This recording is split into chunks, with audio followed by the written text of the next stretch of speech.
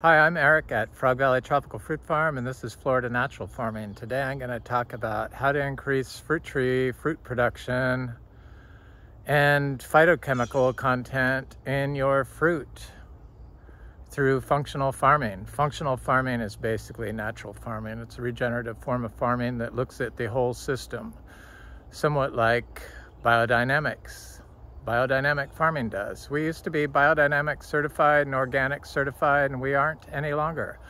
I feel I do enough videos and show how we grow and talk about it that people can see that I'm possibly the most paranoid person about my food.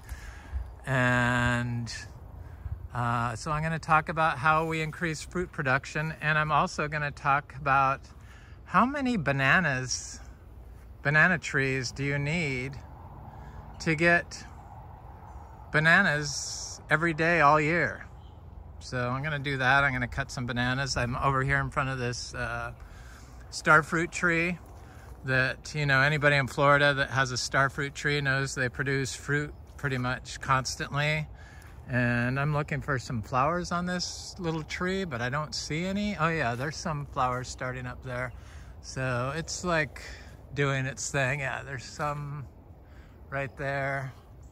So it just kind of keeps popping out fruit. And I got this fruit this morning. These are Kari or Sri star fruits. I prefer the orange colored ones. Even though I haven't been eating any star fruit because I feel it was a trigger for my hives that I recently had after going on vacation and eating the American diet, not eating all organic like I've done for the last 2 years. And then I went on vacation and I basically killed my gut microbiome, and then I came back and started eating my diet of 30 fruits and vegetables a day, different types.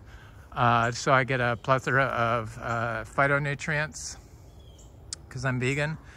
And I developed hives because my gut bacteria was destroyed from whatever I ate on the plane trip and the holiday. And I became allergic to all kinds of foods. They suggest using histamine blocking foods. Here's another star fruit that has little fruitlets on it. We got about 5 star fruit, plus I've got some seedlings started, but it's not really one of my favorites.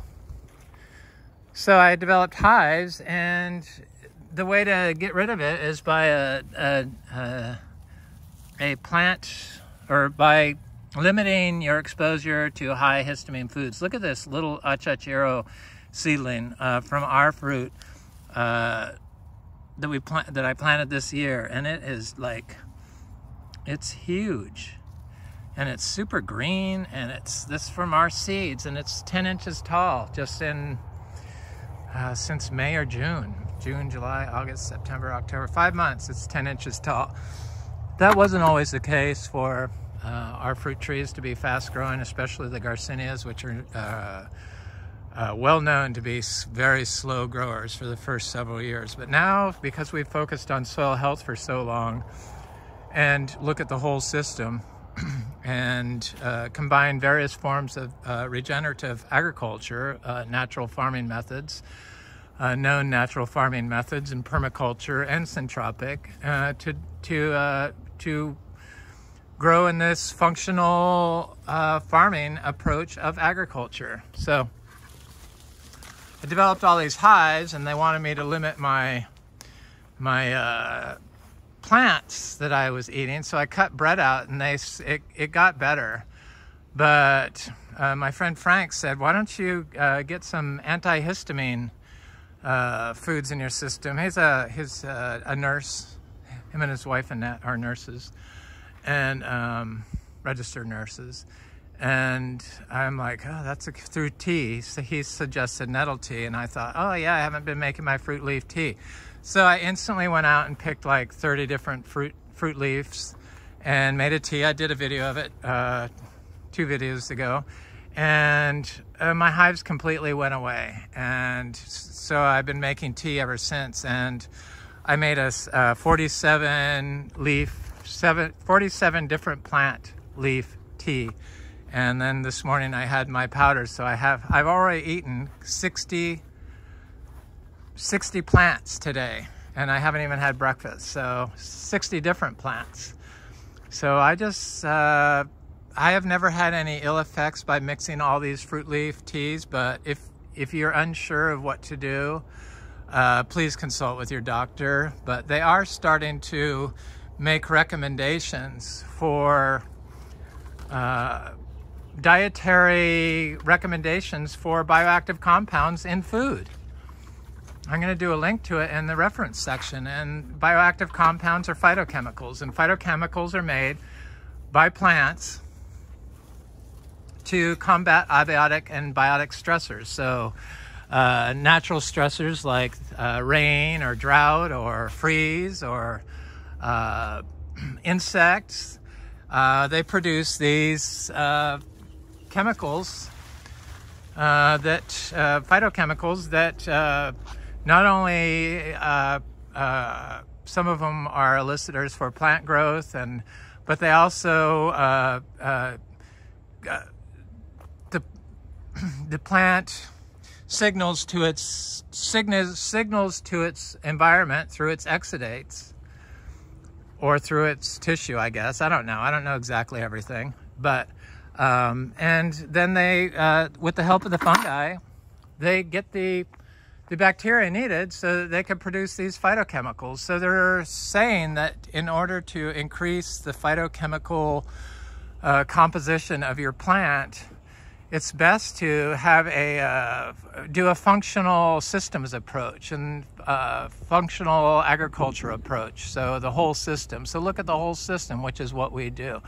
So if you don't have drought, you're not going to have certain phytochemicals. And if you always supply nitrogen, yes, you're going to have more phenols, which is good. But what's the limit on the amount of nitrogen you apply? So we only apply 29 pounds of nitrogen per acre per year. And it seems like when I apply, and it's in the form of manure and hay and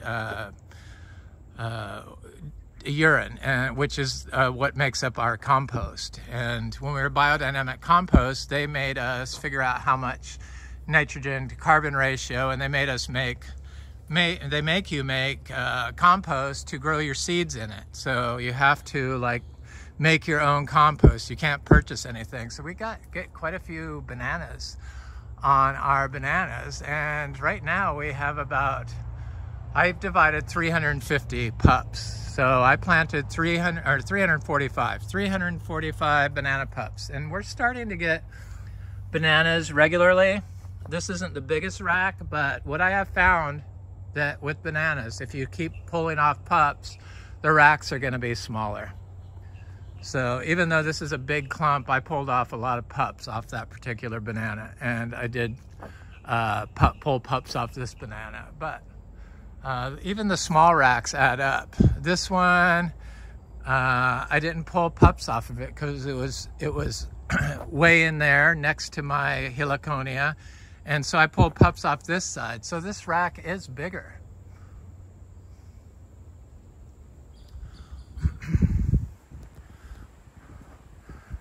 I figured with 345 bananas spread out basically over 3 acres here, maybe 4 acres. Here's a banana that doesn't have any pups on it, and or have any bananas on it. But look at the size of this rack. It's huge. These are all ice cream bananas. So I figured with 345 banana trees, I would have bananas every day. And bananas, they've shown to contain phenol oxides, which is a phytochemical. That's what makes fruit turn brown when it's exposed to air, which neutralize enzymes phenolic compounds. And but you can't just look at one thing, because the bananas have been shown to have anti-cancerous bioactive compounds, and there's a whole lot of other phytochemicals in bananas. It's a huge rack. So it's getting big. Huge amount of phytochemicals in bananas that have all kinds of health promoting benefits, anti-cancer being one of them. So I love bananas. Everyone seems to love bananas, and I wanted a fruit that I could have here every day, year round, and I just couldn't find any information on how many bananas trees I needed so that I could have fruit year round. And I started doing this, dividing them 2 years ago, and they all came from like, I think I had 12 bananas originally. And bananas don't always grow good when you put them in the ground. And fruit trees don't always produce well when you put them in the ground. But what I have found, that if I apply my daily manure, which is about 20 pounds of manure, one time, within a year, I will have lots of fruit production off the tree that I put it on. I cut some bananas with my hacking the I saw another rack I need to get, hacking the bananas down. This egg fruit is like trying to like ripen rather slowly. I want to do a video of this, but it's such a good egg fruit, such a good fruit. So I found that if I give them a dose of fruit trees, a dose of manure, which works out to 29 pounds of nitrogen per acre per year, that we get very good fruit production. And could I do more? Probably I could do more. The biodynamic, this is a Kamito tree, seed-grown. Biodynamic Association lets you apply up to 85 pounds of nitrogen per acre per year. They probably know about how much it is, it's good or whatever, but I do know that all this other stuff in combination with small amounts of nitrogen, you know, the nitrogen fixing trees with the cow manure, which contains nitrogen fixing bacteria, which probably the fungi distribute throughout the system, provides more nitrogen than what is being applied. And yes, you can get more phenolic compounds by applying synthetic nitrogen, but you have to add water when you use salt nitrogen. Look at all the fungi here. And when you do that, it takes the role of the fungi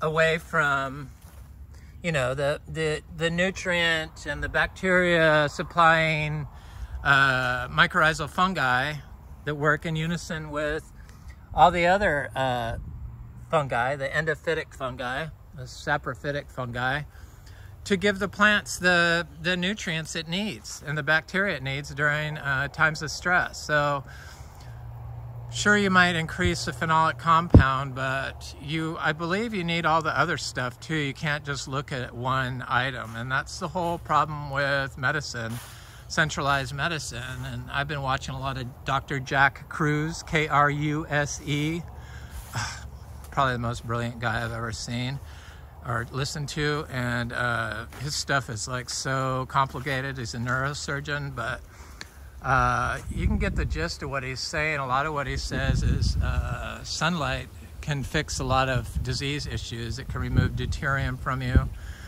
and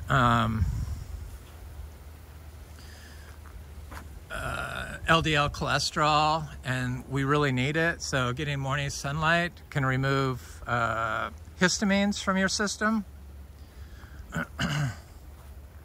So I've been trying morning and evening sunlight. I think they say morning and evening because sun's not as intense. Sorry, I'm just just got off on a side note there when I thought of Dr. Jack Cruz. More bananas.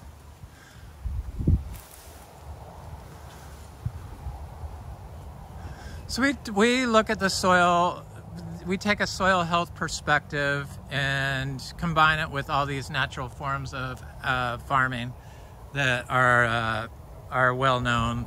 Korean natural farming, Japanese natural farming, Indian zero budget natural farming, and biodynamic farming, and permaculture, and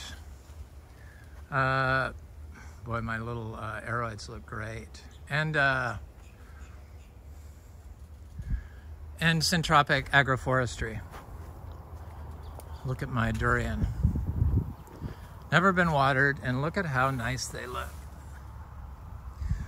So when you're using nitrogen fertilizers to increase the phenol content, then it takes the job away, that's where I was going, takes the job away from the fungi. And the fungi that we focused on and building up our soil with soil health and using low nitrogen inputs is what's supplying the water and the phytochemicals that the little durian needs to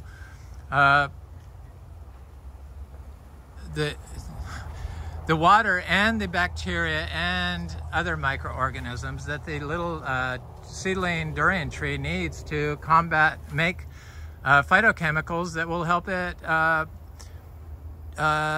elicit a stress response to cold or drought. And when it does that, it increases the phytochemical content of the fruit it produces, or the leaf that it grows. So you can't just look at agriculture as one thing, one system. That's why the modern agricultural system needs to be broken up along with the centralized medicine, because they just have trouble moving away from dogma that has been proven to be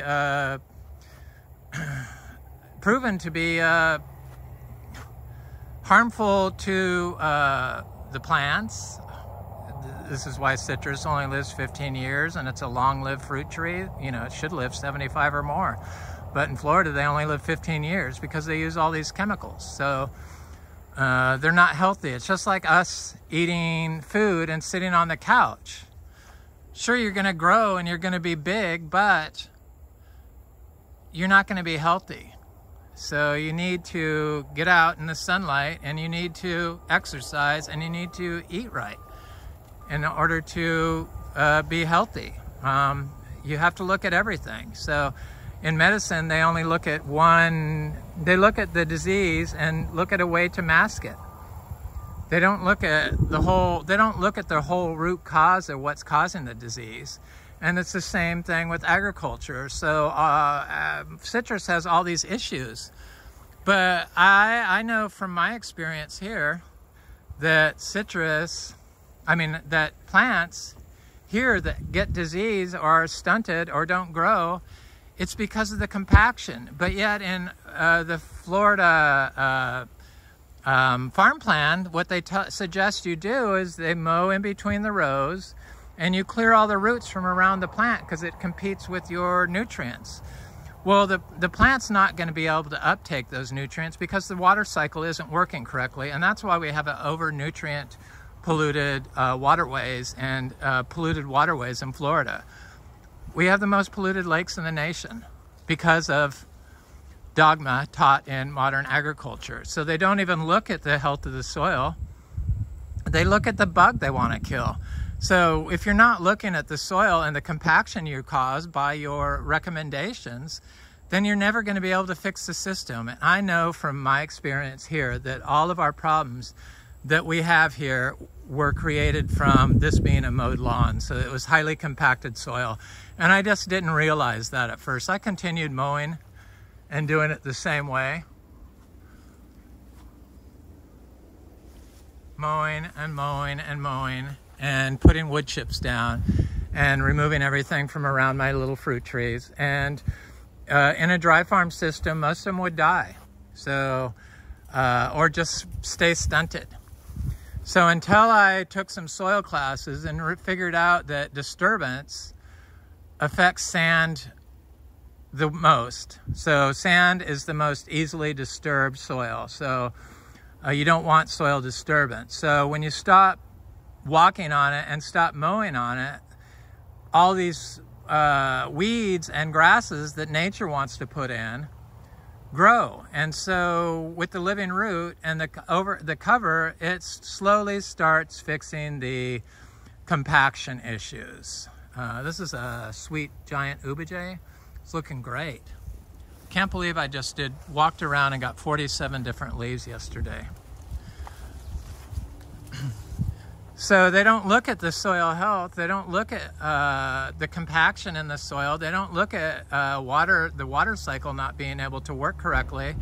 And they don't look at the pH that can change and be fixed with the living root in the ground. I'm not talking about a mowed lawn, that's compacted soil. A living root meaning a biodiverse orchard floor. And just looking at an install, so if you kill everything that nature puts in there with a mulch and then just put in like a monocrop, you replace one monocrop with another monocrop, that isn't necessarily a good system. Put your monocrop in there, but add it with the weeds and it will eventually outcompete, and then that monocrop will have the bacteria from the native plants in its root zone. I don't know, all this stuff is finally being elucidated, and we do know, and if I've been able to somewhat figure it out, I don't know everything, I'm still learning, there's so much I don't know. There's my little bull, Romy. He's a little guy, he's so sweet, looks like he's turning very black. So zebu cow manure has been shown, as zebu bull too, shown to be, he's getting his horns. He's so cute. He's only like 22 inches tall and he's almost a year old. He's a little guy. His daddy is very tiny. I think he's going to be tinier than his dad. So I've been tying him up to my jackfruit tree that hadn't fruited or flowered before, and it started flowering. So now I'm tying him up to this tree. You only have a little bit more to go. I'm almost done with this video, sweetie. Hold up, you'll be out there in no time at all. So I was tying him to this orange crush jackfruit, and he peed and defecated next to it for, I don't know, a month and a half or so. There it is. And I had put a pile of zebu manure there, and I put a pile here. You know, the daily manure, it's basically my compost. And it hadn't started fruiting, which surprised me, but there you go. It's starting to fruit in late November. So, how many bananas does it take to provide fruit every day year-round?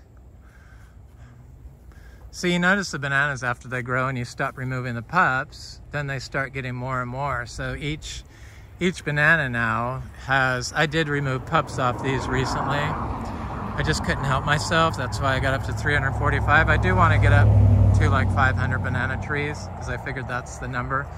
But some of them just take a while to grow. That could use some manure put there next to it. So could that. But I'm trying to get it on all my mangoes before they start blooming so that it's done before the 120 days they have. You have to wait after applying raw manure to fruit crops or food crops. It's bizarre because you can mix raw manure, raw zebu manure in the soil and plant vegetable seeds and harvest them and sell to the public after 30 days. But I have to wait 5 months for fruit trees, and the fruit trees don't even uptake the E. coli into the fruit, so it doesn't really make sense. That's what I mean. Centralized agriculture is like there's so much stuff that's wrong, and they just continue to push it. This mango looks like it's starting to bloom, so it might be too late for that one. Trying to get my sun here. I keep myself covered up because of the deer flies. They'll eat my baldish head and bite my neck, and the deer flies, you know, they're blood-eating flies, so they just wreak havoc on me, and I just I cover my head, I cover my neck, I cover my arms, I cover my legs, and it works, but it also has prevented me from getting the sun I need on my body. So I have been trying to go out and do a little sunbathing a little bit for short periods of time in the morning, and it seems to have helped. I don't have any hives going on, thank God. Look at this big Achachairu tree. It's looking good. And this guava. This guava has fruit on it. So guavas are really good for vitamin C and gut health. I feel so good eating so many, drinking my fruit leaf tea.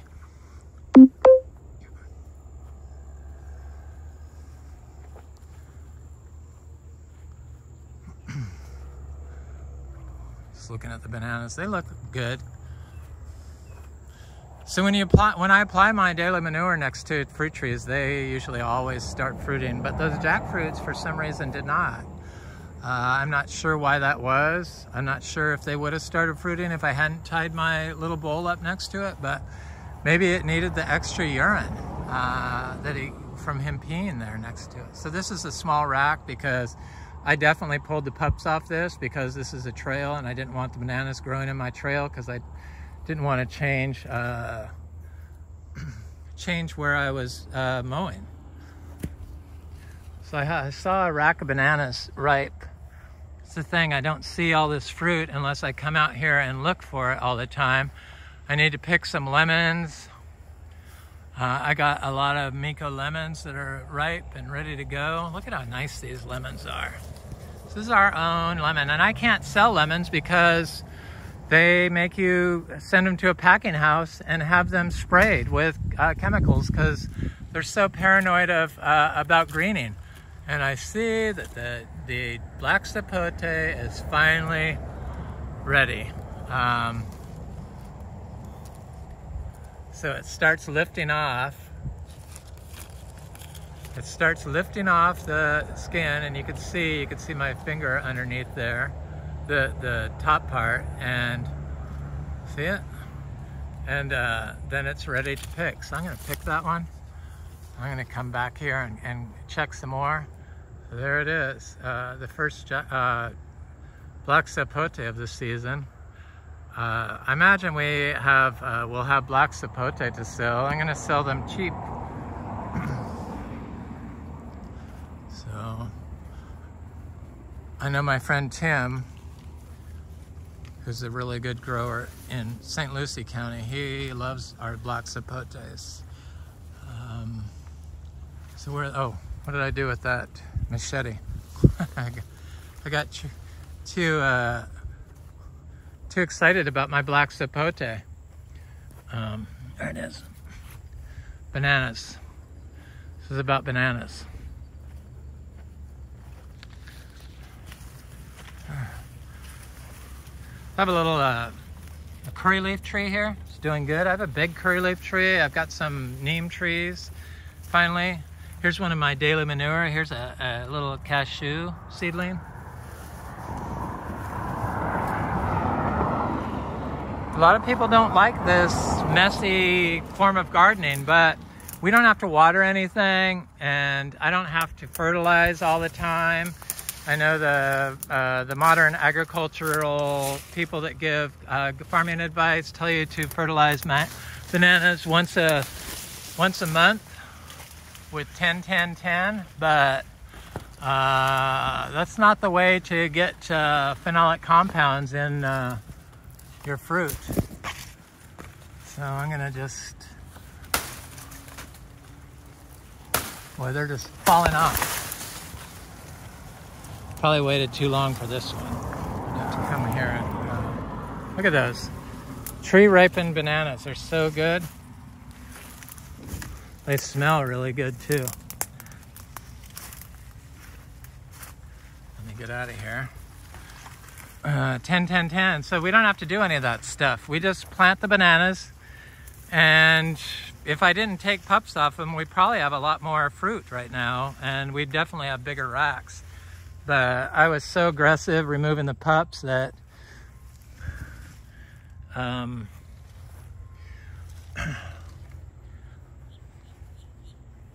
that it affected the rack size. Here's another jackfruit. Whoa.